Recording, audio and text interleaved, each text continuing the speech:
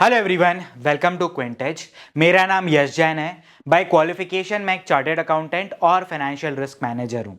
इसके साथ साथ मैंने इन्वेस्टमेंट बैंकिंग में भी काम करा हुआ है और इस वीडियो से हम लोग एक सीरीज शुरू करने वाले हैं जिसमें हम लोग डिस्कस करेंगे इन्वेस्टमेंट बैंकिंग के इंटरव्यूज़ में जो भी क्वेश्चंस पूछे जा सकते हैं उन सारे क्वेश्चंस और उनके आंसर के बारे में। आप यदि ये वीडियो देख रहे हैं तो मैं आपको रिकमेंड करूंगा कि आप अपने पेन और पेपर के साथ बैठिए और जो भी क्वेश्चंस और उनके आंसर मैं बता रहा हूँ एटलीस्ट शॉर्ट में आप उसको लिख सकते हैं और बाद में फिर और रिसर्च कर सकते हैं। तो यदि आप इन्वेस्टमेंट बैंकिंग की जॉब के लिए अप्लाई करना चाहते हैं तो ये वीडियो आपके लिए बहुत ही ज़रूरी है।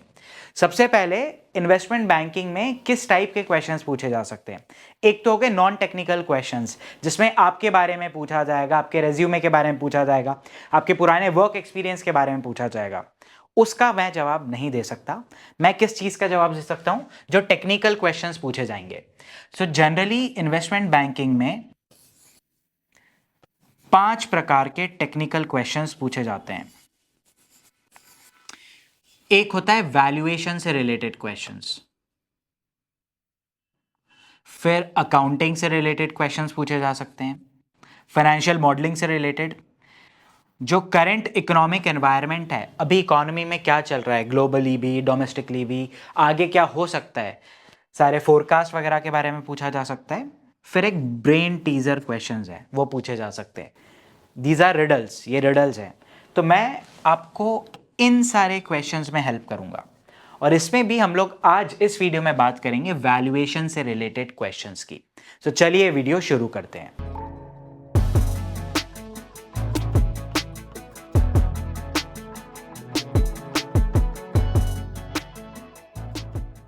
ओके, सबसे पहला क्वेश्चन जो इंटरव्यूअर आपसे पूछ सकता है, वैल्यूएशन करने के कौन कौन से तरीके होते हैं या फिर 3 सबसे पॉपुलर वैल्यूएशन के तरीके कौन से हैं। तो मैं आपको एक बड़ा आंसर दे देता हूं, उसमें 3 हम फिर आखिरी में सिलेक्ट कर लेंगे। सो वैल्यूएशन करने के 2 पॉपुलर मेथड हैं। एक को हम बोलते हैं इंट्रिंसिक वैल्यूएशन और दूसरे को हम बोलते हैं relative valuation. Intrinsic, intrinsic means खुद से, भीतर से, अंदर से।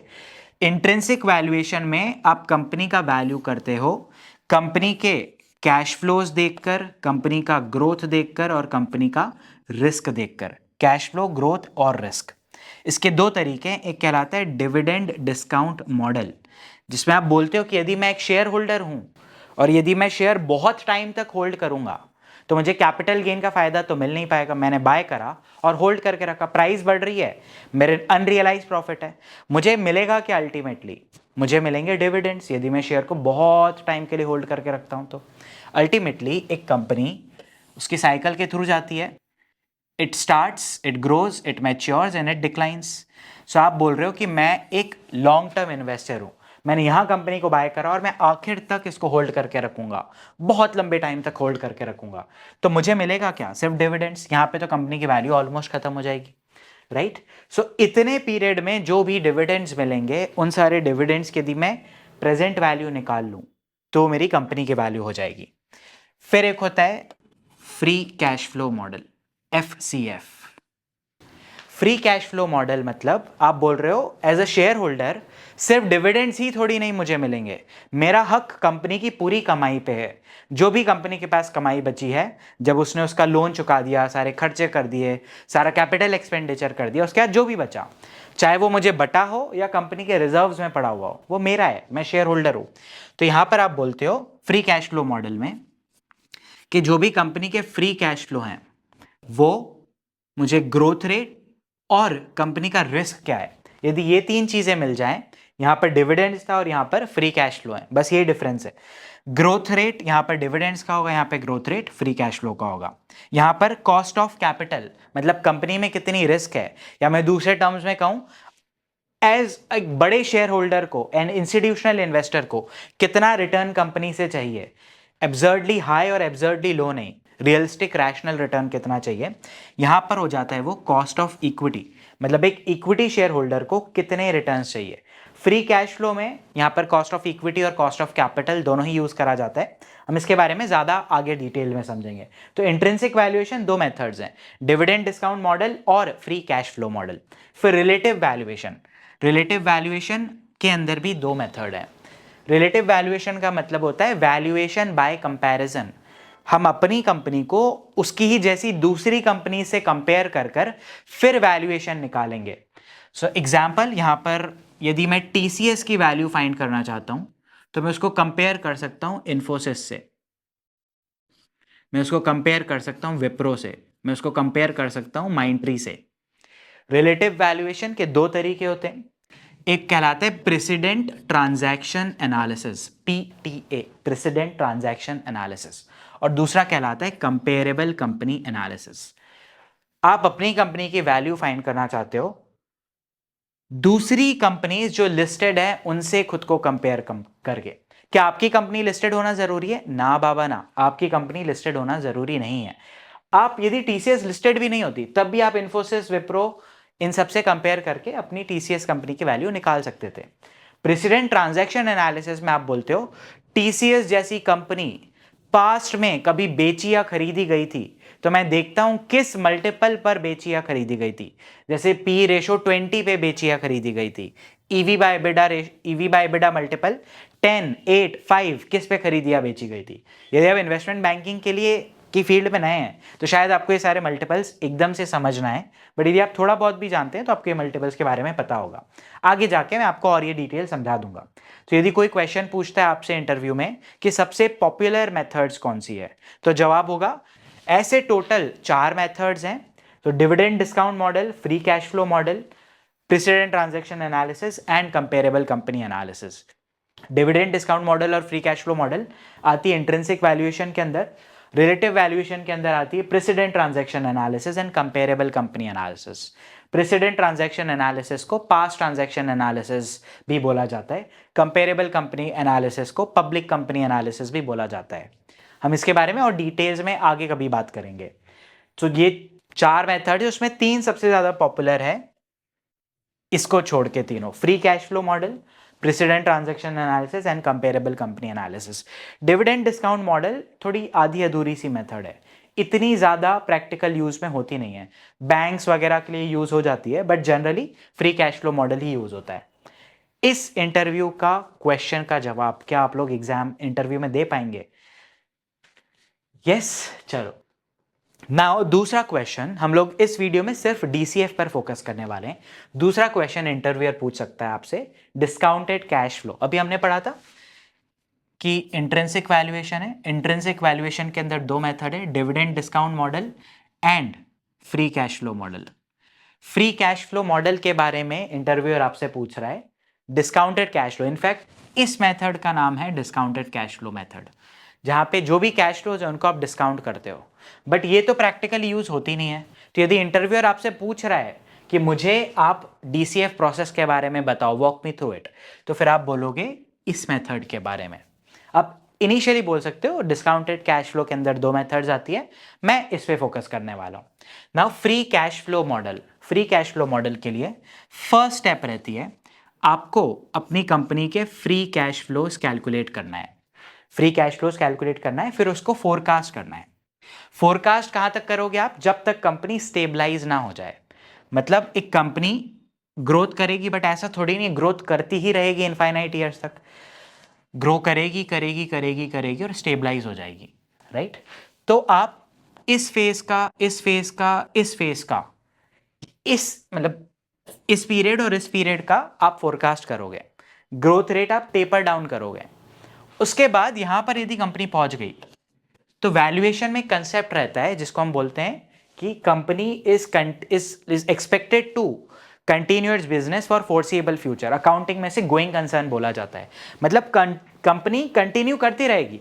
अब मैं ऐसे 50 साल कंपनी फोरकास्ट थोड़ी नहीं कर सकता हूं कैश फ्लोज, कंपनी तो चलेगी अगले 50 साल।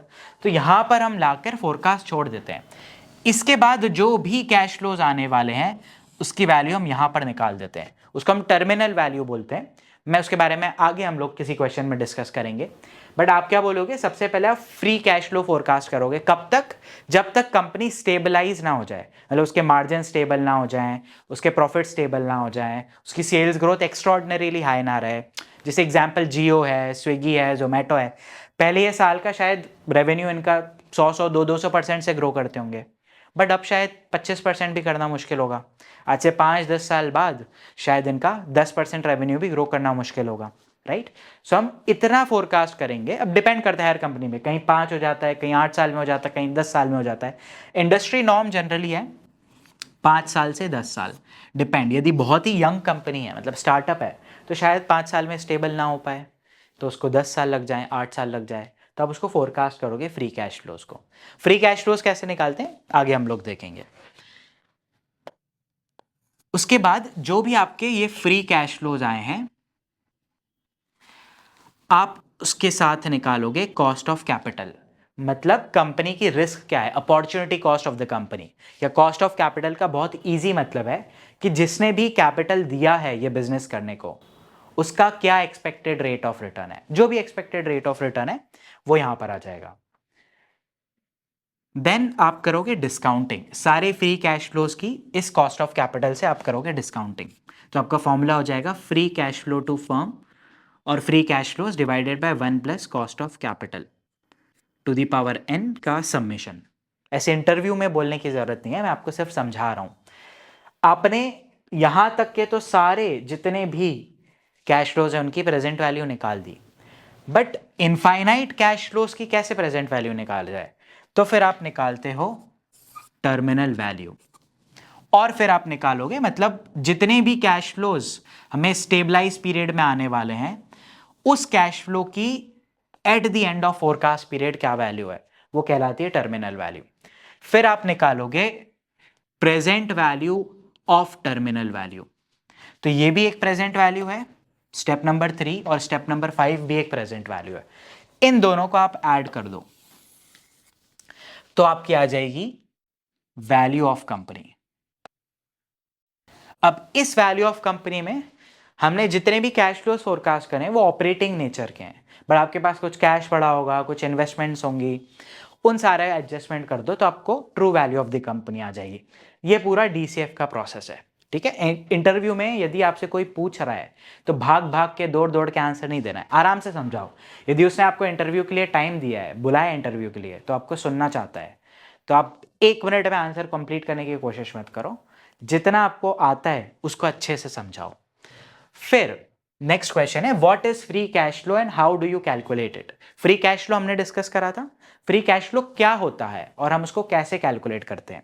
सो फ्री कैश फ्लो का मतलब है कैश फ्लो जो कंपनी के पास बच गया है या कंपनी के ओनर्स के पास बच गया है आफ्टर जितने भी उन्हें बिजनेस में इन्वेस्टमेंट करने थे या जितनी भी लाइबिलिटीज पे ऑफ करनी थी।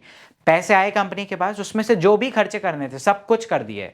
नई फैक्ट्री लगा दी, करेंट फैक्ट्री को मेंटेन कर लिया, नया इन्वेंट्री खरीद लिया, जिसको पैसे देने थे दे दिए, यदि किसी से लोन लिया था तो वो लोन चुका दिया। उसके बाद जो बचेगा वो कहलाएगा free cash flow to equity. मतलब इक्विटी के पास ये पैसा अवेलेबल है फ्री में, चाहे इसको बांट दें, चाहे रख ले कंपनी अपने पास, बांट दे एज एन डिविडेंड दे दे या अपने पास रख ले, राइट।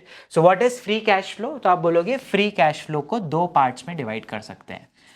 एक रहता है free cash flow to firm FCFF, और एक कहलाता है free cash flow to equity. Free cash flow to firm मतलब वो कैश जो दोनों को बिलोंग करता है, डेट को भी और इक्विटी को भी।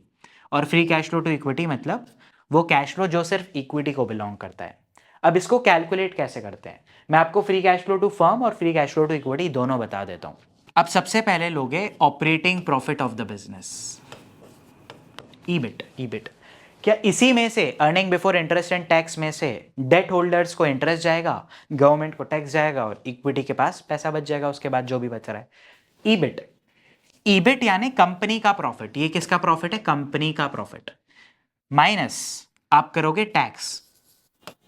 टैक्स मतलब यदि कंपनी एक ही यूनिट होती, यदि डेट और इक्विटी एक ही यूनिट होते तो इसी पे हम टैक्स दे देते, तो हमारा आ जाएगा EBIT post tax. EBIT post tax, इसको हम बोलते हैं net operating profit after tax.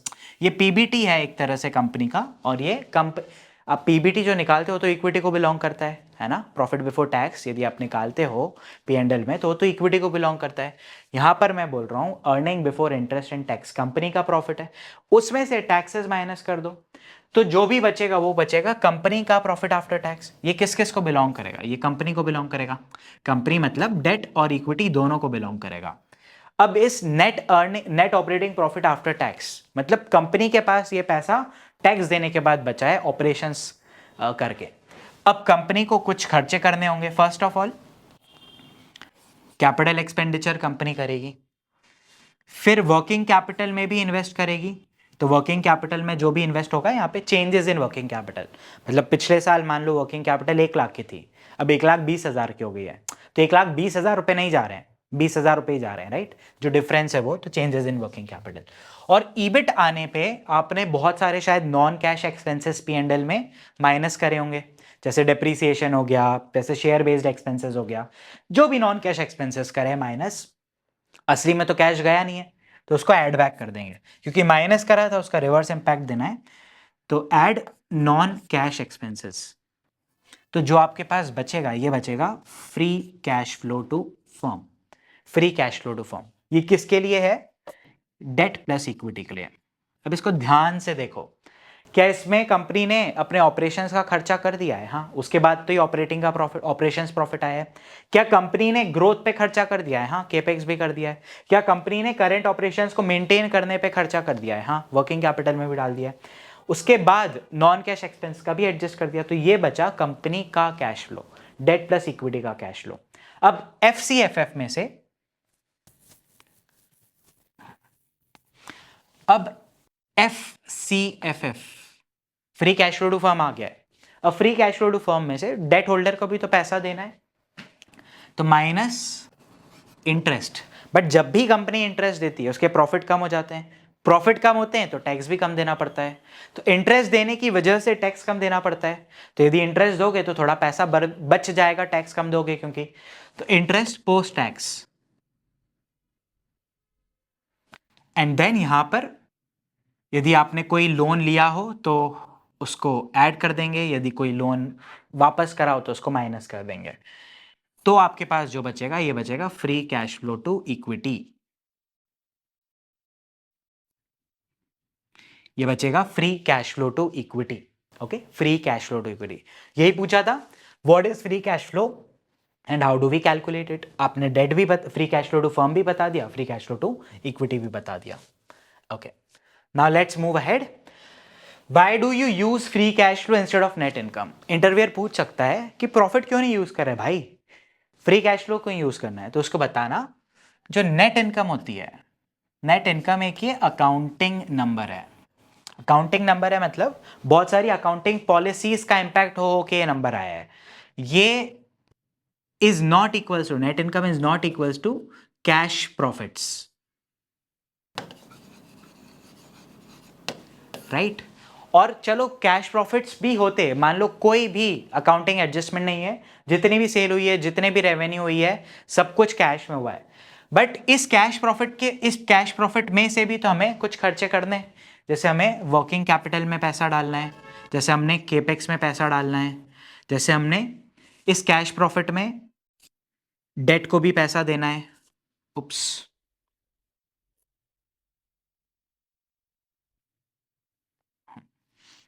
Date को भी पैसा देना है। फिर हमारा आएगा free cash flow to equity. यदि यहां तक मैं छोड़ दूं तो free cash flow to firm, तो कैश प्रॉफिट, नेट प्रॉफिट और फ्री कैश फ्लो तीनों अलग अलग चीज है। ये नेट इनकम तो इसमें बिकॉज एक अकाउंटिंग में कंसेप्ट होता है एक्रूअल का, because of this accounting accrual concept, मतलब जो इनकम नहीं हुई है, अभी रिसीव नहीं हुआ है उसके बदले कैश, उसको भी आप बोल देते हो मेरी इनकम है। जो खर्चे आपने नहीं करे हैं बट आपकी लाइबिलिटी हो गई कि आप करना ही, जैसे फोन का बिल डी हो गया 28 तारीख को, आपने बैलेंस शीट बनाई 31 तारीख को, अभी तक पे नहीं करा है, 8 तारीख है लास्ट डेट, बट आपको दिखाना पड़ेगा ये मेरा खर्चा हो गया, ये चाहे आपने पे कराओ या नहीं कराओ। अक्रूअल प्रिंसिपल है, और भी बहुत सारे अकाउंटिंग स्टैंडर्ड्स हमें फॉलो करने पड़ते हैं। तो कैश प्रॉफिट और नेट इनकम काफ़ी अलग अलग फिगर्स हो जाते हैं, और कैश प्रॉफिट नेट इनकम एक जैसा भी हो जाए तब भी बिजनेस को मेंटेन करना और बिजनेस को ग्रो करने वाला एक्सपेंस तो कंसिडर हुआ ही नहीं है। देयरफॉर हम लोग फ्री कैश फ्लो यूज करते हैं इंस्टेड ऑफ नेट प्रॉफिट। फिर how do you calculate terminal value? Terminal value कैसे कैलकुलेट करते हो? एक बिजनेस हम मानते हैं, इन रियलिटी क्या होता है, बिजनेस ग्रो करेगा फिर डिक्लाइन कर जाएगा, बट जब हम वैल्यूएशन करते हैं तब हम मानते हैं कि वैल्यूएशन या बिजनेस ये फोर्सिएबल फ्यूचर में कंटिन्यू करता रहेगा ऑपरेशन। उसका भी रीज़न है, ऐसे मन गढ़ंत तो नहीं मान लेंगे। उसका रीज़न ये कि यदि आपको कोई बहुत बड़ा अमाउंट बहुत सालों बाद मिलेगा, जैसे ये बिजनेस 100 साल कंटिन्यू कर रहा है और 100 साल बाद यदि आपको मान लो 2 करोड़ रुपए मिल रहे हैं, यदि मैं उसकी आज के टर्म्स में वैल्यू निकालूंगा तो मुश्किल से 10-20 रुपए आएगी। सो बहुत टाइम बाद कोई अमाउंट भी मिल रहा है तो उसकी प्रेजेंट वैल्यू ना के बराबर आती है। तो हम लोग मानते हैं कि बिजनेस बहुत टाइम तक कंटिन्यू करेगा, तो यहाँ पे इंक्रीमेंटल जो भी बड़ा बड़ा भी अमाउंट मिलेगा प्रेजेंट वैल्यू में शायद वो 10 पैसे का भी फर्क ना डाले। तो इसलिए हम मानते हैं कि बहुत टाइम तक बिजनेस कंटिन्यू करेगा, डिक्लाइन नहीं करेगा। ओके, चलो अब coming back to the original question कि टर्मिनल वैल्यू कैसे कैलकुलेट होता है। सो टर्मिनल वैल्यू का पहले मैं मतलब बता देता हूं। इसका मतलब होता है कि ये प्रेजेंट वैल्यू है of all future cash flows beyond forecast period.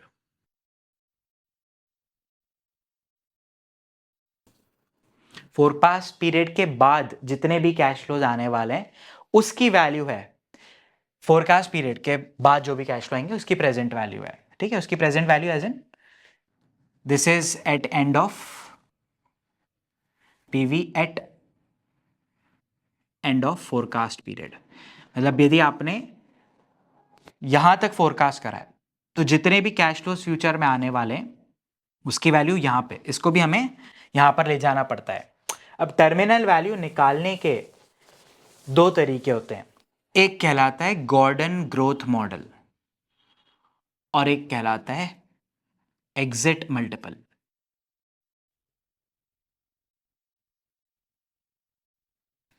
Gordon growth model और exit multiple.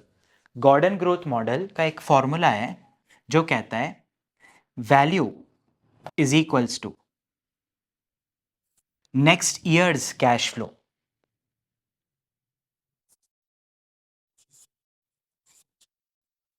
Divided by cost of capital minus sustainable growth rate. अगले साल जो भी मैं कैश फ्लो कमाने वाला हूं divided by cost of capital minus sustainable growth rate. यदि free cash flow to equity है तो यहां पर आप कॉस्ट ऑफ इक्विटी डाल दोगे, यदि free cash flow to firm है तो यहां पे weighted average cost of capital डाल दोगे। हम लोग इसके बारे में और डिस्कस करेंगे। और फिर free cash flow to firm का जो ग्रोथ रेट है या free cash flow to equity का जो ग्रोथ रेट है वो आपको यहां पे डालना है। जो यदि मैथ्स में अच्छा है तो एक एपीजीपी सीरीज का फॉर्मूला है, ये गॉर्डन ग्रोथ मॉडल एक एपीजीपी सीरीज है। बेसिकली आपका कैश फ्लो ग्रो करने वाले हो continuously at some rate, sustainable growth rate से, तो आप उसका उसका एक कैश फ्लो जो इनफाइनाइट तक ग्रो करेगा उसका सम निकालना चाहते हो आज के टर्म्स में, तो एक एपीजीपी series, arithmetic progression, geometric progression, और एक एग्जिट मल्टीपल अप्रोच होती है। जनरली गॉर्डन ग्रोथ मॉडल कौन यूज करता है? गॉर्डन ग्रोथ मॉडल यूज करेंगे लॉन्ग टर्म इन्वेस्टर्स जो बिजनेस को बाय करा और बहुत लंबे टाइम तक होल्ड करेंगे। ये लॉन्ग टर्म इन्वेस्टर है, स्ट्रेटेजिक इन्वेस्टर्स हैं। उसके अलावा exit multiple approach, exit multiple approach use करी जाती है पी फंड्स, वेंचर फंड्स के द्वारा। एग्जिट मल्टीपल अप्रोच बोलती है कि एक मल्टीपल होता है जैसे E B I T D EBITDA, E V by EBITDA. ये मल्टीपल क्या होता है हम लोग आगे डिस्कस करेंगे, but E V by EBITDA multiple let से 5 है। कंपनी का EBITDA last year of forecast में मान लो आ रहा है 1,000 रुपए, तो मैं इसको ऐसे लिख सकता हूं 5 is equals to enterprise value by 1,000 रुपए। एंटरप्राइज वैल्यू मतलब वैल्यू ऑफ एंटायर बिजनेस, पूरे बिजनेस पूरे एंटरप्राइज की क्या वैल्यू है वो आ जाएगी आपकी 5,000 रुपए, राइट। तो ये आपकी वैल्यू ऑफ फर्म आ गई, यहां पर भी वैल्यू ऑफ फर्म आ रही थी, राइट। तो दो अप्रोच है, एग्जिट मल्टीपल अप्रोच और गॉर्डन ग्रोथ मॉडल। अब weighted average cost of capital कैसे निकालते हो, उसके पहले इंटरव्यूअर एक शायद क्वेश्चन और पूछेगा, weighted average cost of capital होता क्या है। तो weighted average cost of capital का मतलब होता है जितने भी हमने कैपिटल ली है, रेज करी है, चाहे वो डेट से ली हो चाहे हमने इक्विटी शेयर होल्डर से ली हो, उनका on an average expected return कितना है वो मुझसे यदि कैपिटल इन्वेस्ट करी है मेरी कंपनी में तो मुझसे वो कितना रिटर्न चाहते हैं वो हम कैलकुलेट करने की कोशिश करते हैं। तो वेटेड एवरेज, एक एवरेज निकालना है हमें। फॉर्मूला होता है जितना भी इक्विटी का एक्सपेक्टेड रिटर्न्स है मल्टीप्लाइड बाय, आपको यहां पर वेट देना है, कुछ वेट ऑफ इक्विटी, प्लस जितना भी डेट का एक्सपेक्टेड रिटर्न्स है। बट डेट को जब भी आप रिटर्न दोगे आपको कुछ फायदा हो जाता है, आप इंटरेस्ट देते हो, आपका टैक्स बच जाता है। तो इसको आफ्टर टैक्स कर देते हैं 1 minus tax rate into weight of debt.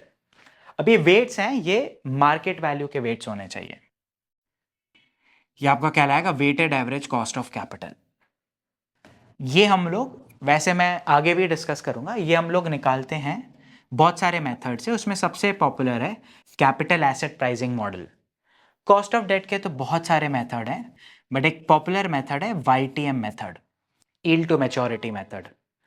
Weight of equity ये कैसे निकलता है? ये निकलेगा यदि मार्केट वैल्यू ऑफ इक्विटी पता है आपको, तो मार्केट वैल्यू ऑफ इक्विटी जो भी होगा, market value of equity divided by market value of equity plus market value of debt, और ये निकलेगा आपका market value of debt divided by market value of equity plus market value of date.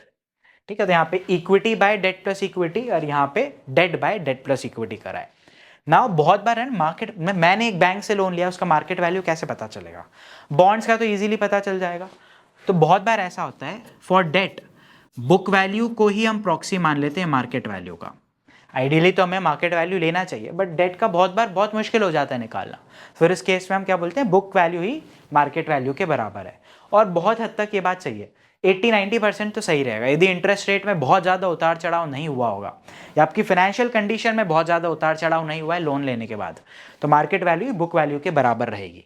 Okay, ये वैक का formula है। इसका मतलब क्या है कि ऑन एन एवरेज कितने रिटर्न्स एक्सपेक्ट करते हैं share holders and debt combined. मैं एक एग्जांपल से आपको समझाना चाहता हूं। लेट्स से इक्विटी होल्डर्स, हमने कैसे करके तो पता कर लिया कि 12% का रिटर्न चाहते हैं। इक्विटी की वैल्यू है, मार्केट वैल्यू है 1000 और डेट की वैल्यू है मान लो 2000। सो ये हो जाएगा हमारा 1000 प्लस 2000 यानी टोटल 3000, प्लस डेट वालों मतलब जो हमने लोन लिया है उनका एक्सपेक्टेड रिटर्न है 10% का। बट हम जब लोन लेते हैं इंटरेस्ट देंगे तो पैसे बचा लेंगे, टैक्स रेट मान लीजिए 30% का है, तो 1 minus 0.3 into weight of debt. Weight of debt कितना है? 2000 बाय 3000।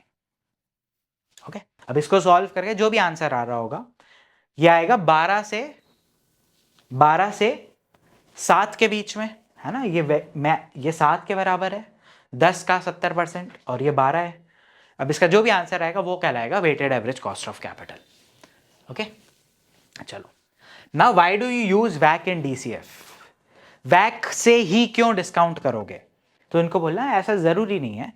यदि कंपनी में डेट ना हो तो फिर weighted average cost of capital, यदि डेट ना हो तो weighted average cost of capital बन जाएगा मेरा कॉस्ट ऑफ इक्विटी। सर क्या कहना चाहते हो?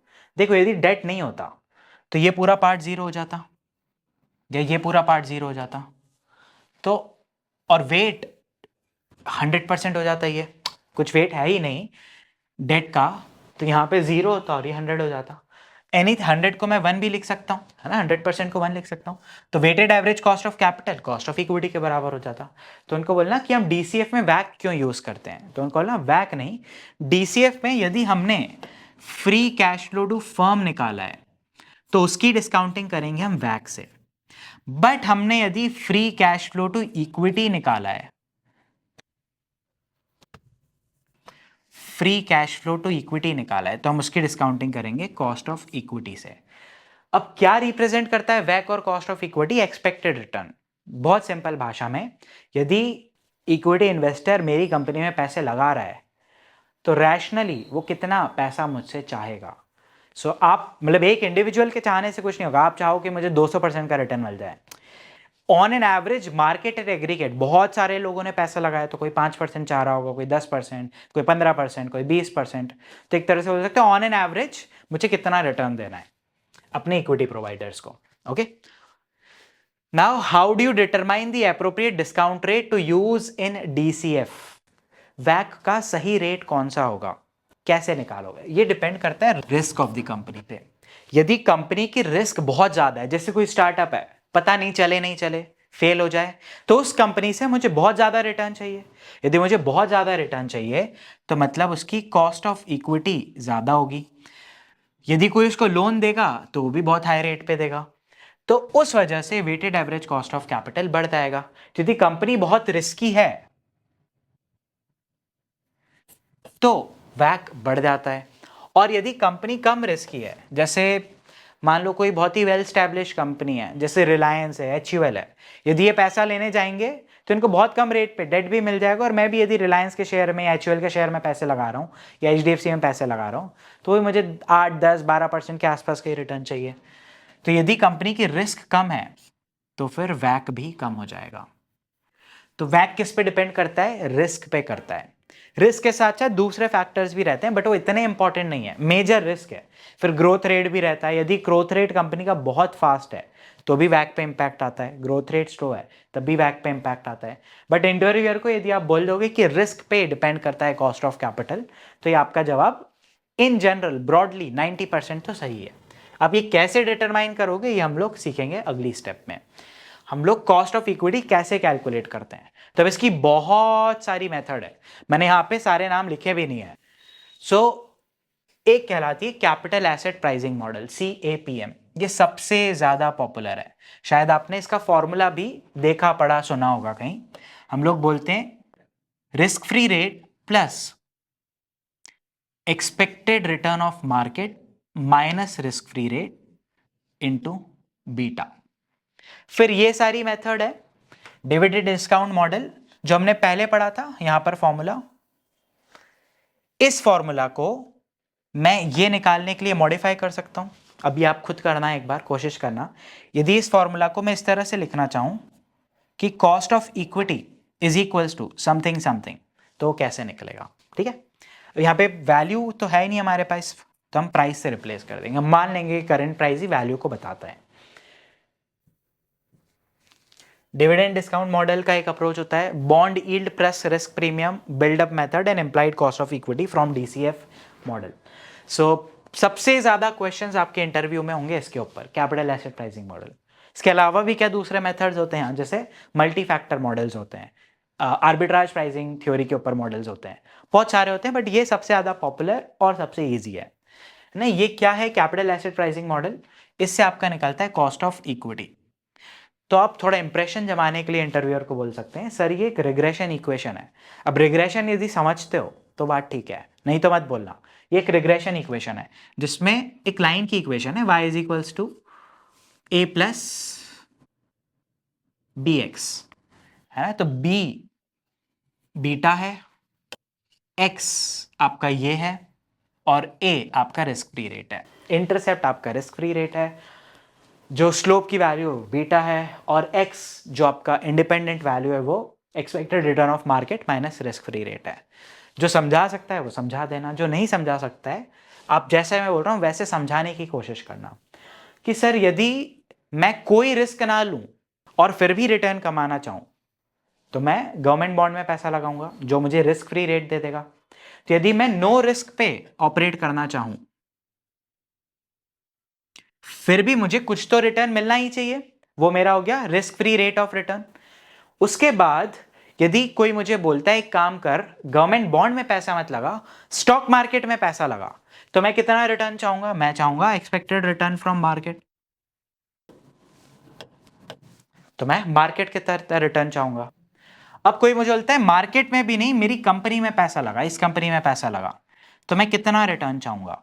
तो मैं पूछूंगा कि रिस्क फ्री में मैं जितना कमा रहा था उसके ऊपर, मतलब this minus risk free rate, उसके ऊपर आपकी कंपनी कितनी रिस्क है, बिना रिस्क लिए मैं इतना कमा रहा था, ये मेरा एक्स्ट्रा रिटर्न है रिस्क कमाने के लिए।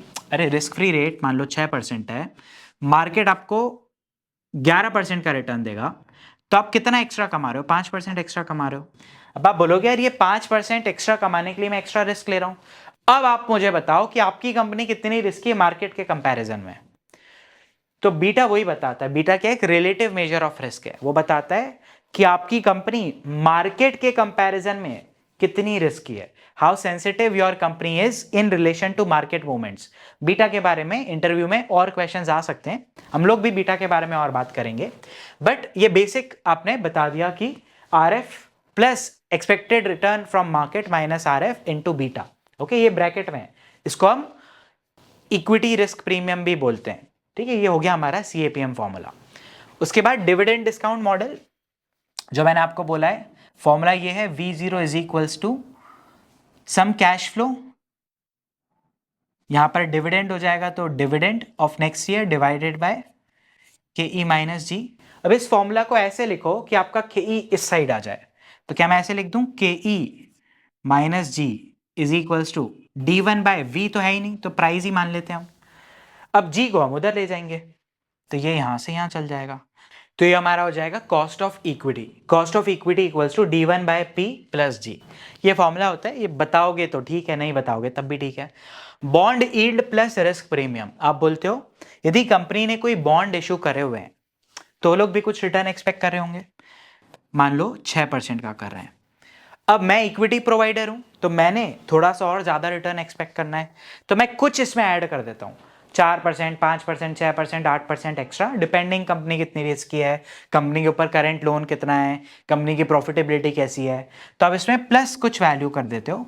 मतलब आपको बॉन्ड होल्डर से थोड़ा सा ज्यादा रिटर्न चाहिए, थोड़ा सा 2%, 4%, 8%, 10%, वो आपको डिसाइड करना पड़ेगा। एक्चुअल में ये प्रैक्टिशनर डिसाइड करता है, प्रैक्टिशनर्स जो रोज DCF करते हैं, वैल्यूएशन करते हैं, इन्वेस्टमेंट बैंकर का बैक ऑफिस, उन्हें पता रहता है कि लगभग लगभग कितना हमें प्रीमियम ऐड करना चाहिए, तो 6% प्लस समथिंग कर देंगे, तो ये आ गया आपका bond yield plus risk premium. ये क्या है, बॉन्ड की यील्ड है, बॉन्ड से आपको कितने एक्सपेक्टेड रिटर्न्स है, plus the extra risk premium. फिर आता है आपका बिल्टअप मेथड। बिल्टअप मेथड, अब इसमें आप बोलते हो रिस्क फ्री रेट तो चाहिए ही चाहिए, रिस्क फ्री रेट तो चाहिए ही चाहिए, प्लस रिस्क फ्री रेट के ऊपर मुझे चाहिए specific to company risk premium, SRCP। Company बहुत रिस्की है तो ज्यादा, कम रिस्की है तो कम, प्लस मुझे चाहिए साइज प्रीमियम। छोटी कंपनी मतलब मुझे ज्यादा रिस्क लगती है तो मुझे ज्यादा रिटर्न चाहिए, बड़ी कंपनी कम रिस्क लगती है, कम रिटर्न चाहिए, प्लस मुझे चाहिए इंडस्ट्री प्रीमियम। मतलब यदि कंपनी मान लो ऑपरेट कर रही है बहुत ही ज्यादा रेगुलेटेड इंडस्ट्री में, जैसे लिकर इंडस्ट्री है, तो शायद आपको ज्यादा रिटर्न चाहिए, बट कंपनी ऑपरेट कर रही है बहुत ही कम रेगुलेटेड इंडस्ट्री में, जैसे मान लीजिए हो गई FMCG, तो आपको कम रिटर्न चाहिए।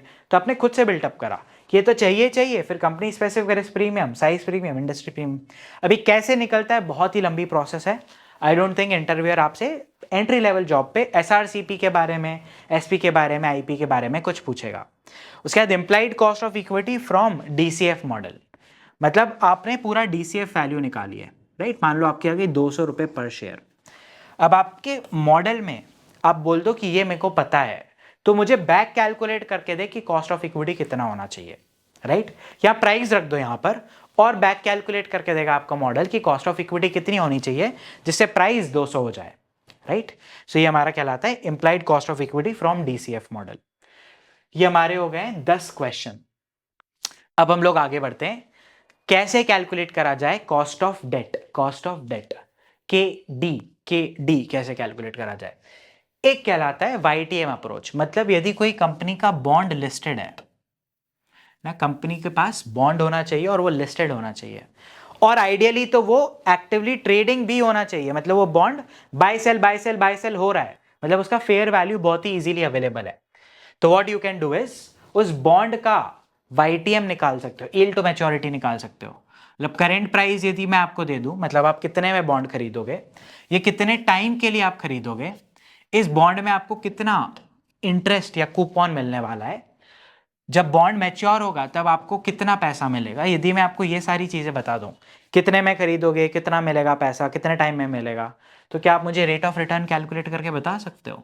हाँ, वो रेट ऑफ रिटर्न ही मेरा YTM कहलाएगा। ऑन एन एवरेज हर साल आप कितना कमाओगे, ठीक है। ये हो गया। उसके बाद current cost of debt effective interest rate method. इसका मतलब ये है, यदि आज की तारीख में कंपनी किसी एक बड़े इंस्टीट्यूशन के पास जाए, जैसे एक बैंक के पास जाए और लोन लेना चाहे, तो उसको किस रेट पर बैंक लोन देगी वो आप पता कर सकते हो current cost of debt method से। मतलब आज कंपनी कोई बहुत बड़ा लोन ले तो किस रेट पर वो मिलेगा कंपनी को, और ये प्रेफरेबली लॉन्ग टर्म लोन हो। एक लॉन्ग टर्म लोन कंपनी आज लेना चाहे तो किस रेट पर मिलेगा, वही कंपनी का कॉस्ट ऑफ डेट है। Now debt rating approach. तो यदि मान लो कंपनी का कोई बॉन्ड नहीं है, वो लिस्टेड भी नहीं है, बट कंपनी की रेटिंग करी हुई है, राइट तो कंपनी के डेट की रेटिंग करी हुई है। तो what you can do is, मान लो कंपनी का तो कोई बॉन्ड अवेलेबल नहीं है, तो आप देखोगे यार मेरी कंपनी रेटेड है BB। आप फाइंड करोगे इसी इंडस्ट्री में कोई पीयर कंपनी जो BB रेटेड हो और जो लिस्टेड हो, जिसका बॉन्ड लिस्टेड हो। तो मान लो आपकी रेटिंग BB है, कोई आपको कंपनी मिल गई जो आप ही की इंडस्ट्री में आपकी जैसी कंपनी है, वो भी BB रेटेड है। अब आप देखोगे अच्छा इसका कोई बॉन्ड है, इस बॉन्ड की यील्ड आ रही है 7%। तो आप बोलोगे यार ये मेरी भी तो यील्ड हो गई, क्योंकि मेरी कंपनी जैसी कंपनी का यील्ड 7% है, तो मेरा भी 7% होना चाहिए। ये मेरा हो गया debt rating approach. Risk free rate plus credit spread. तो risk free rate plus credit spread में आप बोलते हो कि कुछ भी हो जाए, क्या इन्वेस्टर मुझसे रिस्क फ्री रेट तो चाहेगा ही चाहेगा, बिना रिस्क लिए यदि सरकार को पैसा दे तो उसको इतना रिटर्न मिल जाएगा। तो कॉर्पोरेट को एक मुझे पैसा दे रहा है, कंपनी को पैसा दे रहा है जिसमें रिस्क है, तो उसको इसके ऊपर कुछ ना कुछ चाहिए रहेगा। Credit spread. अब क्रेडिट स्प्रेड होता है एक कॉर्पोरेट बॉन्ड के बीच में जो यील्ड आ रहा है और जो एक non corporate government bond entity के बॉन्ड का बीच का यील्ड आ रहा है, उनका डिफरेंस। जैसे गवर्नमेंट में पैसे लगाओ तो आपको 6% का रिटर्न मिलेगा, कॉर्पोरेट बॉन्ड में पैसा लगाओ तो आपको 9% का रिटर्न मिलेगा। तो क्रेडिट स्प्रेड कहलाएगा 3%। तो 9 plus 6 plus 3, risk free rate 6 plus 3 आपका आ जाएगा 9। यहां पर risk free rate plus credit spread. ना weighted average interest rate on debt. अब कुछ भी मेथड काम ही नहीं कर रहा है सर, कोई पीयर कंपनी नहीं है या इस कंपनी का बॉन्ड ही रेटेड नहीं है सर, ये क्रेडिट स्प्रेड अप्रोच समझ नहीं आ रही यूज कैसे करें, YTM हो नहीं सकती है, आज कंपनी लोन लेने जाएगी कितने में लोन मिलेगा सर मुझे कैसे पता। तो फिर बोलते हैं कि देखो एक काम करो, कंपनी ने जितना भी लोन अभी लिया हुआ है उस पर जो जो भी इंटरेस्ट दे रही है, टोटल इंटरेस्ट का फिगर निकालो। इसमें गलती मत करना, P&L में से मत इंटरेस्ट का फिगर उठा लेना, क्योंकि बहुत सारे इंटरेस्ट है ना, जब फिक्स एसेट बनता है तो कैपिटलाइज हो जाता है, तो आपको ये फिगर ढूंढने की मेहनत करनी पड़ेगी। या फिर आप एक फिगर खुद भी कैलकुलेट कर सकते हो, लिखा रहता है कि कंपनी ने कौन कौन से लोन किस किस रेट पे लिए, तो उतना आपका इंटरेस्ट आ जाएगा divided by opening balance of the debt और average balance of the debt. कितना आपने इंटरेस्ट दिया है और कितने डेट पे दिया है, यदि आप इससे भी एक निकाल सकते हो टेंटेटिव अंदाजा कि कॉस्ट ऑफ डेट क्या है। यहां तक सबको समझ आ रहा है क्या? ओके चलो ना, बीटा कैसे निकालते हैं डिस्काउंटेड कैश फ्लो मेथड में, डिस्काउंटेड कैश फ्लो मॉडल में। सो बीटा क्या होता है? Relative measure of risk. यहां पे हम बीटा के ऊपर ही आराम से 6-7 घंटे बात कर सकते हैं, बट इतना हम कर नहीं सकते अभी इस इंटरव्यू क्वेश्चंस में। बीटा क्योंकि एक रिग्रेशन लाइन है, रिग्रेशन पे तो फिर हम बहुत बात कर सकते हैं, बट मैं आपको एक बार बीटा का और मतलब समझाना चाहता हूं। यहां पर है ये हमारा स्टॉक मार्केट और यहां पर है हमारी कंपनी, ओके। अब स्टॉक मार्केट में इतना फ्लक्चुएशन आता है और हमारी कंपनी में इतना फ्लक्चुएशन आता है, तो क्या मोटा मोटा मैं बोल सकता हूं हमारी कंपनी में डबल फ्लक्चुएशन आ रहा है स्टॉक मार्केट के कंपैरिजन में।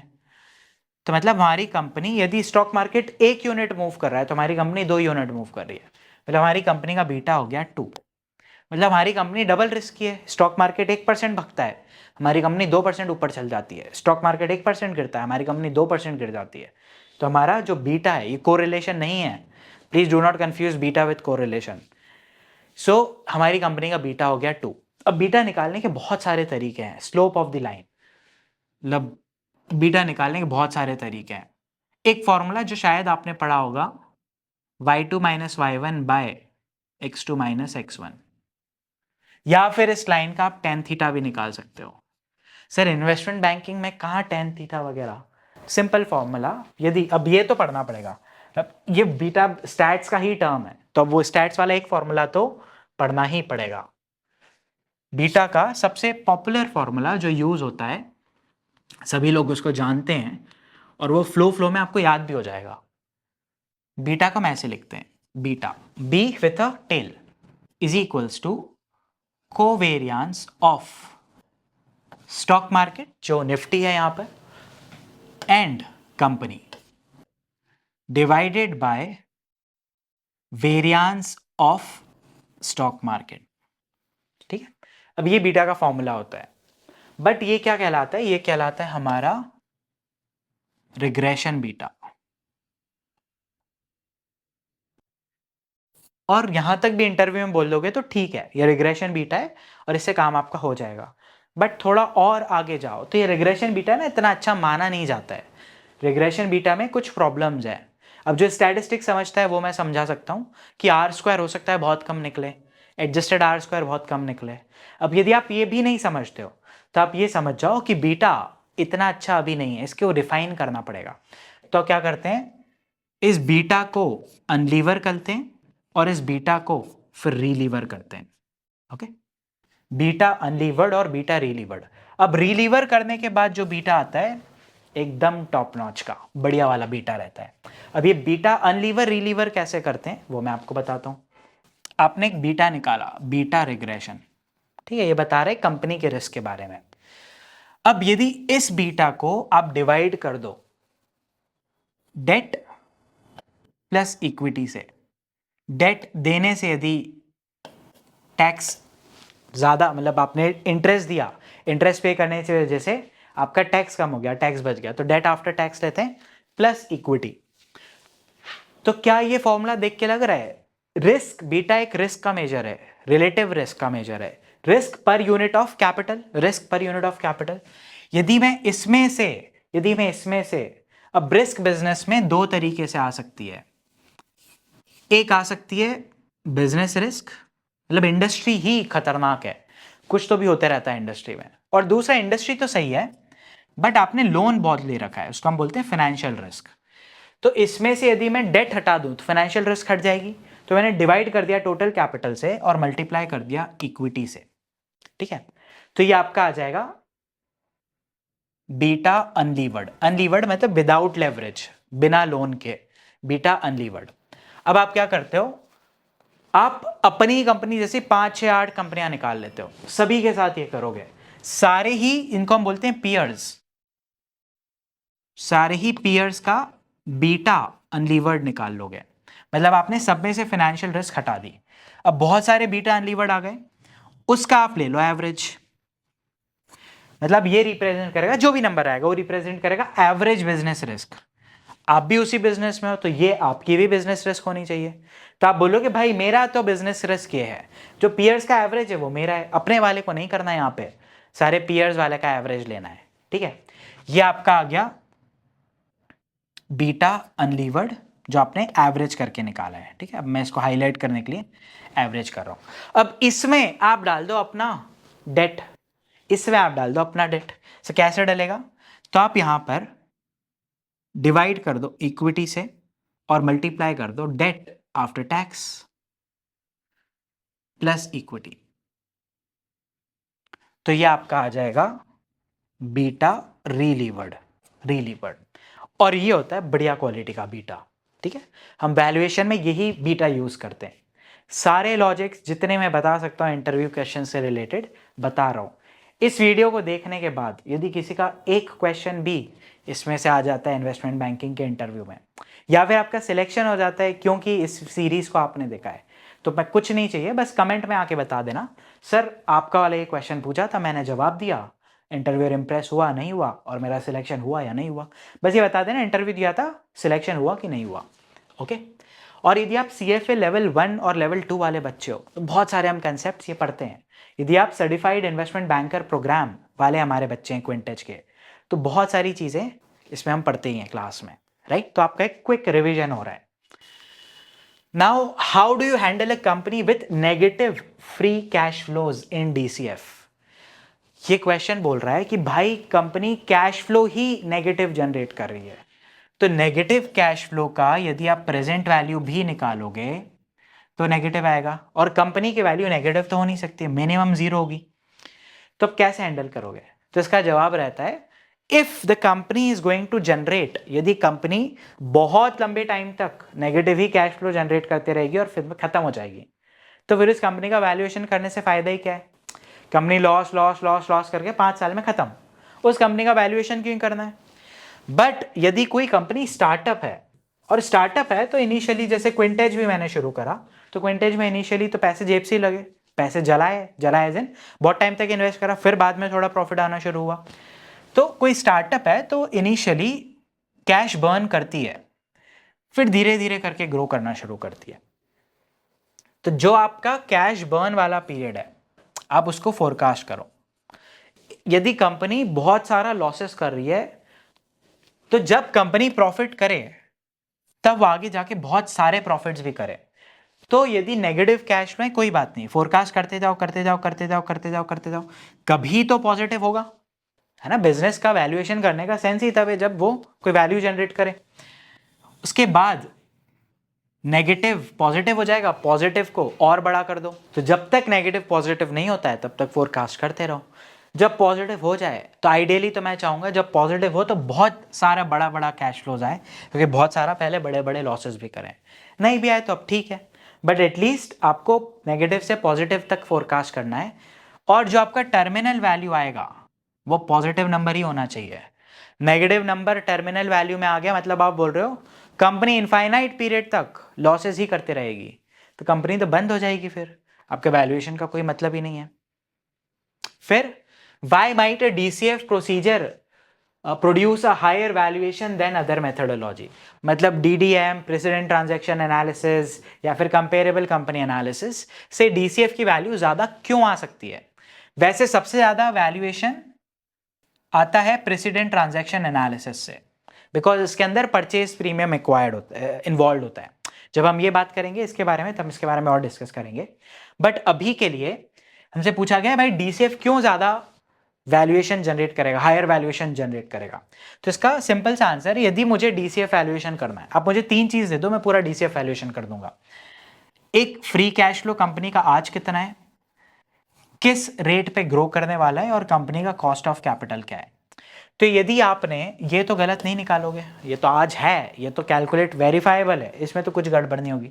यदि आपने ग्रोथ रेट बहुत ज्यादा अज्यूम कर लिया या फिर कॉस्ट ऑफ कैपिटल बहुत कम अज्यूम कर लिया, तो वैल्यूएशन हायर साइड पे आ जाएगा। ठीक है, कंफर्टेबल। फिर what are the some limitations of DCF? DCF की लिमिटेशंस क्या है? सबसे बड़ा लिमिटेशन है ये बहुत ही ज्यादा सेंसिटिव है।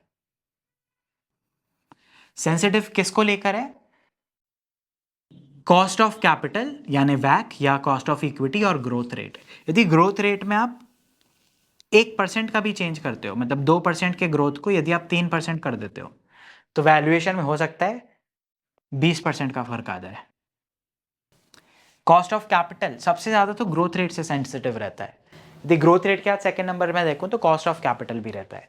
यदि आपने 12 की जगह मान लो 10% से डिस्काउंटिंग कर दी, तो यदि आप यहाँ पर आपने 2% से रिड्यूस करा है, वैल्यूएशन हो सकता है आपका 40% से चेंज हो जाए। राइट, बहुत सारे फैक्टर्स पे डिपेंड करता है। तो सबसे बड़ी प्रॉब्लम बहुत ज्यादा सेंसिटिव है। दूसरा, long term forecast of cash flows is unreliable. बहुत टाइम तक आप मतलब आप 1 साल 2 साल की विजिबिलिटी रहे, जब क्विंटेज तो मेरी कंपनी है, मुझे भी नहीं पता 2 साल बाद क्या होगा। तो आप तो कोई एक्सटर्नल पार्टी हो, राइट, आप एनालिस्ट हो, बहुत मुश्किल है 2 साल 3 साल के आगे के कैश फ्लोज फोरकास्ट करना, राइट। तो फोरकास्ट लॉन्ग टर्म के पॉसिबल नहीं हो पाते। थर्ड, DCF जिन कंपनी के कैश फ्लोज बहुत वॉलेटाइल है उसमें भी यूज नहीं करना चाहिए। नेगेटिव है या वॉलेटाइल है, नेगेटिव पॉजिटिव हो रहे हैं तब तो कर लोगे over the period of time, but negative है और बहुत टाइम तक नेगेटिव रहने वाला है, DCF यूज मत करो। जैसे स्टार्टअप है, यदि आप स्टार्टअप देखोगे तो DCF करके वैल्यूएशन थोड़ी नहीं होता है। शार्क टैंक देखा होगा, 3 times of sales, 4 times of EBITDA, 6 times of EBITDA, 2 times of sales, वैसे ही वैल्यूएशन मिलते हैं। वैसे ही बहुत वॉलेटाइल कैश फ्लो, तो मैं कैसे इसको मतलब सर्टेनिटी से फोरकास्ट करूं? तो यहां पर भी DCF लिमिटेशन की वजह से यूज नहीं हो पाता है। उसके बाद how sensitive is DCF to change in assumption? It is very very sensitive. कौन कौन से? हमने पहले इसका आंसर दे दिया, एक ग्रोथ रेट, एक cost of capital. Growth rate of cash flows और कॉस्ट ऑफ कैपिटल को यदि आप जरा सा भी चेंज करते हो, इनफैक्ट DCF में बाद में आप ऐड कर सकते हो कि हम सेंसिटिविटी टेबल बनाते हैं। जब एक बार DCF का वैल्यूएशन हो जाता है, फिर हम सेंसिटिविटी वैल्यू टेबल बनाते हैं। यहाँ पर हमारा वैल्यूएशन आता है DCF का, यहाँ पर हम रखते हैं कॉस्ट ऑफ कैपिटल, यहाँ पे रखते हैं हम ग्रोथ रेट, और अलग अलग ग्रोथ रेट पे, अलग अलग कॉस्ट ऑफ कैपिटल पे कितना वैल्यूएशन आएगा वो हम डेमोन्स्ट्रेट करते हैं। इसमें हमें लोएस्ट वैल्यूएशन भी पता चल जाता है और हाईएस्ट वैल्यूएशन भी पता चल जाता है। ओके, मतलब एक सेंसिटिविटी टेबल का ऐसे वैल्यू बढ़ता है, मतलब यहां पर लोएस्ट वैल्यूएशन होता है, यहां पर हाईएस्ट वैल्यूएशन होता है। इस तरह से, मतलब you don't need to tell this in interview, but इस तरह से आपको दिखेगा यदि आप सेंसिटिविटी टेबल बनाएंगे या इंटरनेट पे जाकर कहीं देखेंगे। फिर how would a DCF differ for a high growth tech company versus mature company? यदि कोई मैच्योर कंपनी है, मतलब वो इस फेज में एंटर कर चुकी है, मतलब आप एक्चुअल में तो इसका 5 साल का फोरकास्ट करने की भी जरूरत नहीं है। जो नेक्स्ट ईयर के कैश फ्लोज हैं वो फोरकास्ट करके K माइनस G कर दो तो आपकी वैल्यू ऑफ कंपनी आ जाएगी। सिंपल है, राइट? फिर वैल्यू ऑफ कंपनी में आप एडजस्टमेंट कर दो, ये वैल्यू ऑफ कंपनी है, इसमें से डेट माइनस कर दो, कैश प्लस कर दो, इन्वेस्टमेंट प्लस कर दो, तो आपका आ जाएगा वैल्यू ऑफ इक्विटी। बहुत सिंपल है यदि कोई मैच्योर कंपनी है। बट यदि कोई हाई ग्रोथ टेक कंपनी है, कोई स्टार्टअप है, टेक फिनटेक कंपनी है मान लो, तो उसमें आपको फोरकास्ट पीरियड रखना पड़ेगा। इसको हम बोलते हैं एक्सप्लिसिट पीरियड। क्या बोलते हैं हम इसको? Explicit period. आपको एक्सप्लिसिट पीरियड छोटा या बहुत बड़ा रखना पड़ेगा, और यहां पर एक्चुअली एक्सप्लिसिट पीरियड की जरूरत है नहीं, क्लास में सिखाने के लिए। जैसे क्लास में हमने वैल्यूएशन करा, पिछली क्लास में आई थिंक हमने कोका कोला या पेप्सी किसी का वैल्यूएशन करा था, तो मुझे पता है वैल्यूएशन की बहुत मैच्योर कंपनी है, 1 साल 3 साल 5 साल कितना मैं फोरकास्ट करूं, उसकी प्रेजेंट वैल्यू निकालूंगा, लगभग सेम ही आएगा वो। बट स्टिल हम 4-5 साल का कर देते हैं जिससे हम आपको सिखा पाए क्लासेस में, राइट? तो वैसे तो नहीं करोगे तब भी चलेगा, और एकदम सही है वो वैल्यूएशन तरीका, गलत नहीं है, बट 3-4-5 साल का फोरकास्ट कर दिया जाता है। ओके, और यदि टेक कंपनी है, हाई ग्रोथ टेक कंपनी है, तो नेगेटिव से पॉजिटिव कैश फ्लो में जाए, फिर पॉजिटिव से स्टेबल हो, पूरे पीरियड का फोरकास्ट करना पड़ेगा। तो यहाँ पे शायद आपका 3 ईयर के फोरकास्ट में काम हो रहा है, तो यहाँ पे आपको 10 साल का फोरकास्ट करना पड़ेगा। Okay, then what happens if fact changes over the forecast period in DCF? यदि कंपनी का रिस्क प्रोफाइल चेंज होते जा रहा है, जैसे जैसे कंपनी मैच्योर हो रही है, इन्वेस्टर उसको कम रिस्की मानेंगे। तो यहां पर यदि मान लो 15% का रिटर्न चाहिए था, तो यहां पर 12% का रिटर्न लगेगा, यहां पर शायद 10% का लगे, यहां पर 9% का लगे, राइट? यहां पर भी 9% का लगे जब मैच्योर हो गई कंपनी। तो जो भी आपके कैश फ्लोज यहां पर आ रहे हैं, आप फिर उनको रिस्पेक्टिव रेट से डिस्काउंटिंग करेंगे, है ना? आप सिंगल रेट नहीं लेंगे, सिंगल रेट नहीं लेंगे। जो भी आपके कैश फ्लोज आ रहे हैं, आप उन कैश फ्लोज को रिस्पेक्टिव रेट से डिस्काउंट करेंगे यदि कंपनी का रिस्क प्रोफाइल चेंज हो रहा है। नॉर्मली क्या करते हैं, एक कॉस्ट ऑफ कैपिटल निकाला और उसी को हम यूज करते हैं सारे कैश फ्लोज को डिस्काउंट करने में, और वो अप्रोच सही है मैच्योर कंपनी के लिए। बट यदि कंपनी मैच्योर नहीं है, तो 10 साल बाद वो इतनी रिस्की थोड़ी नहीं रहेगी। जोमेटो आज से 5 साल पहले बहुत रिस्की एंटरप्राइज थी, अब तो बढ़िया प्रॉफिट कमा रहे हैं, शेयर प्राइस बढ़ रहे हैं, राइट? तो अब इतनी रिस्की नहीं है। तो पहले शायद इन्वेस्टर को उससे 20-25-30% रिटर्न चाहिए हो साल का, 40% 50% चाहिए हो, अब शायद 15% में भी इन्वेस्टर मान जाए। सो डिपेंड करता है कि कितनी कंपनी का रिस्क होते जा रही है। जैसे अब कंपनी डी रिस्क कैसे होगी? यदि सेल्स ग्रोथ कंपनी की स्टेबल है, प्रॉफिट मार्जिन स्टेबल है, debt over the period company ने कम कर दिया है, तो कंपनी डी रिस्क होते जा रही है। Then how would you project revenue and expenses in DCF for a startup or company with volatile cash flow? इसका आंसर है बॉटम अप अप्रोच।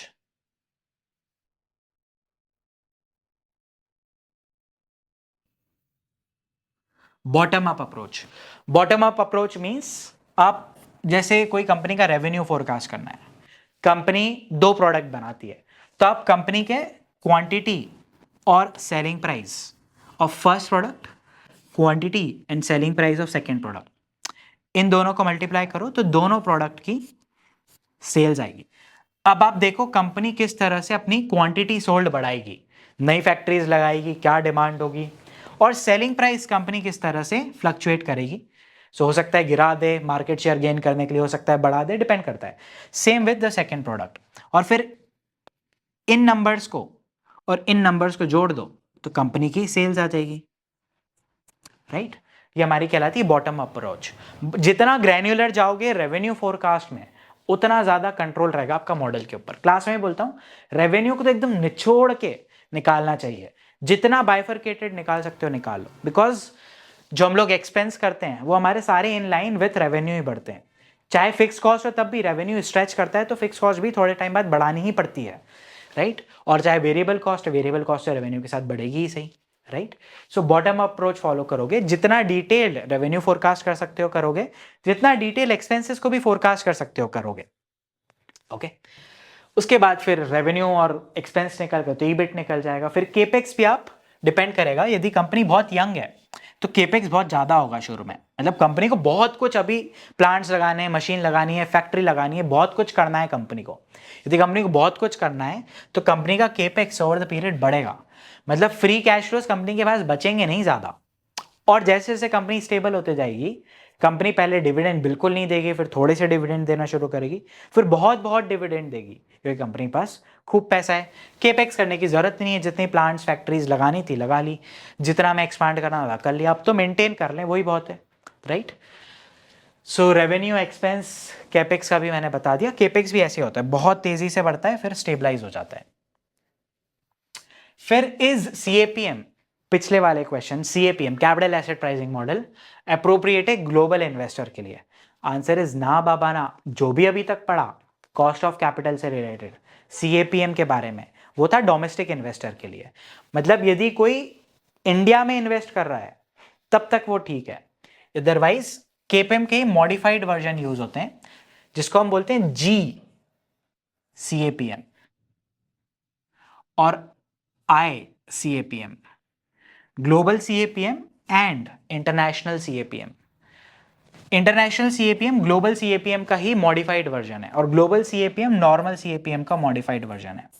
सीएपीएम में क्या बोलते हो? Risk free rate plus expected returns from market minus risk free rate into beta. अब आप क्या करोगे? आप ग्लोबल इन्वेस्टर हो, आप India, Japan, Singapore, US, European countries like Germany, चेक रिपब्लिक, बहुत सारी जगह इन्वेस्ट करते हो, तो आप लोगे यहां पर एक ग्लोबल मार्केट इंडेक्स के रिटर्न्स। एमएससीआई एक ऑर्गेनाइजेशन है जो ग्लोबल मार्केट इंडेक्स भी निकालती है। तो आप देखोगे कि मुझे, यदि मैं ग्लोबली इन्वेस्ट कर रहा हूं तो मेरे पोर्टफोलियो पे मुझे कितना रिटर्न एक्सपेक्टेड है, आप उस रिटर्न का एक्सपेक्टेड, उस इंडेक्स का एक्सपेक्टेड रिटर्न लोगे, माइनस रिस्क फ्री रेट। कोई सेफ बड़ी इकोनॉमी जैसे यूएस का गवर्नमेंट बॉन्ड का रेट आप ले लो, या फिर जर्मनी के गवर्नमेंट बॉन्ड का रेट ले लो आप। सो जो हमारी ए रेटेड कंट्री है, सो उसका आप रिस्क फ्री रेट ले लो। फिर आप देखो आपकी कंपनी कितनी सेंसिटिव है इस इंडेक्स से, how much sensitive is your company to the index, तो उससे आपका आ जाएगा बीटा। मतलब यहां पर आप लिखोगे ग्लोबल इंडेक्स एंड यहां पर आप लिखोगे कंपनी, और फिर आप निकालोगे उसका स्लोप, ठीक है। ये हो गया जी सीएपीएम। इंटरनेशनल सीएपीएम, यहां पर है ना एक कमी है कि आपने करेंसी रिस्क को अकाउंट फॉर नहीं करा। मान लो आप यूएस के इन्वेस्टर, आप जापान में इन्वेस्ट कर रहे हो, तो आपको जापान के मार्केट ऊपर नीचे जाने से तो फर्क पड़ेगा ही सही, बट अभी जो हुआ था कैरी ट्रेड, करेंसी भी फ्लक्चुएट कर जाती है तो आपको फर्क पड़ता है। तो इंटरनेशनल सीएपीएम में global CAPM plus currency risk को ऐड कर दिया जाता है, राइट। तो हो जाता है हमारा international CAPM. I don't think international और ग्लोबल सीएपीएम के बारे में इंटरव्यूअर आपसे बहुत ज़्यादा क्वेश्चन पूछने वाला है। यदि आप मान लो गोल्डमैन में या जेपी मॉर्गन इस टाइप के फर्म्स में जा रहे हो तो आ जाए, बट जो कंपनी का पूरा बिजनेस ही इंडिया में है, मान लो कोई बुटीक इन्वेस्टमेंट बैंक है, वो क्या ही करेगा जान के ग्लोबल सीएपीएम, ओके, तो DCF के हमने आज बहुत सारे क्वेश्चंस कवर करे। आई होप आपको ये वीडियो पसंद आया होगा। So till next time, bye bye, और मैं आपसे अगले वीडियो में मिलता हूँ।